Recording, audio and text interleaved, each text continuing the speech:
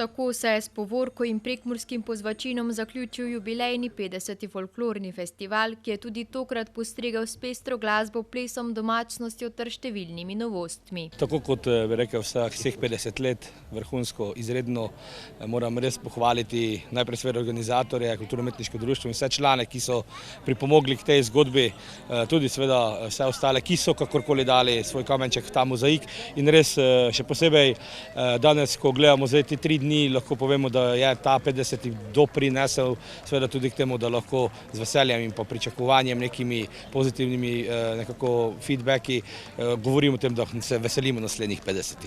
Organizatorji so nad izvedbo letošnjega festivala nadvse zadovoljni. Kot povedo, se je 50. festival obnesel še bolje, kot so pričakovali. Prireditvijo smo zelo zadovoljni z novim prizoriščem.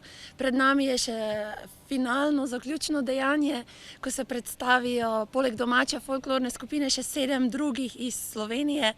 Tako da vsak čas jih pričakujemo, pridejo s povorko. Po mojem glasu sodeč lahko slišite, da je bilo zelo dobro.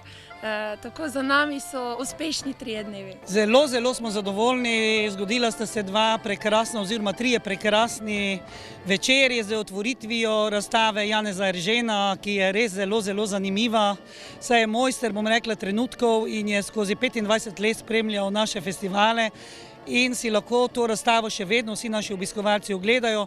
Potem smo nadaljevali v petek z večerom tuje folklora, edinstvene skupine, bom rekla, nekaj posebnega letos, kot se spodobi za 50. jubilej. Portugalska, Grčija, Američani so bili pri nas in smo jih gostili tukaj v Beltincih. Potem pa včeraj je Slovenska zemlja v pesmi in besedi in prekrasen večer, bom rekla, prekmurskih pesmi, ki so jih zapeli in v izvedbi različnih izvajalcev, tako da tudi včerajšnji večer je bil nekaj posebnega. Skupno je na letošnjem festivalu sodelovalo kar 340 nastopajočih iz 21 folklornih skupin.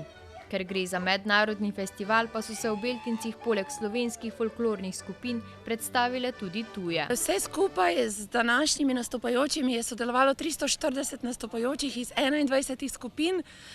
Imeli smo plesalce iz 3 tujih držav, iz Grčije, Portugalske in ZDA. Kako pa se folklorne skupine iz celotne Slovenije počutijo na festivalu v Prekmurju? Tovrstni festivali nam pomenijo predvsem predstavitev naše kulturne dediščine, hkrati pa tudi druženje, medsebojno spoznavanje z drugimi skupinami, tako da nam je zelo lepo. Tradicionalno smo gostje vašega festivala že dolga desetletja in zmeraj nam ta festival nekako pomeni pravo poletje, tako da si skoraj ne znamo predstavljati, da Belokranjci ne bi v Prekmurje prišli tu sredi poletja. Ja, mi se počutimo tukaj krasno. Tukaj smo že, mislim, da že kar 5. leto. In vedno smo se počutili res odlično, dobrodošli in pravim, da je to en najlepših festivalov v Sloveniji.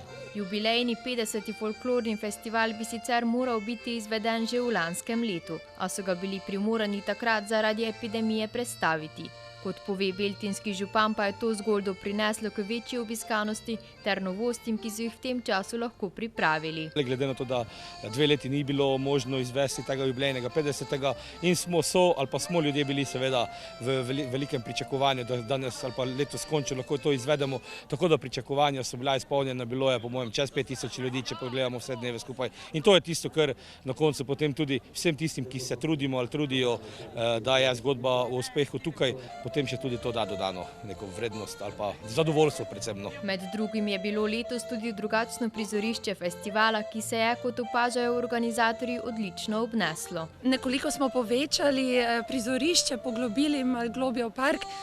Ljudje so zelo dobro sprejeli, tako da smo zadovoljni s tem prizoriščem in ga bomo seveda izkoriščali naprej. Potem novost je tudi bila včerajšnja oddaja, ko smo v sodelovanju z radijem, prvim radijem RTV Slovenija izpeljali etno večer in je bilo čudovito.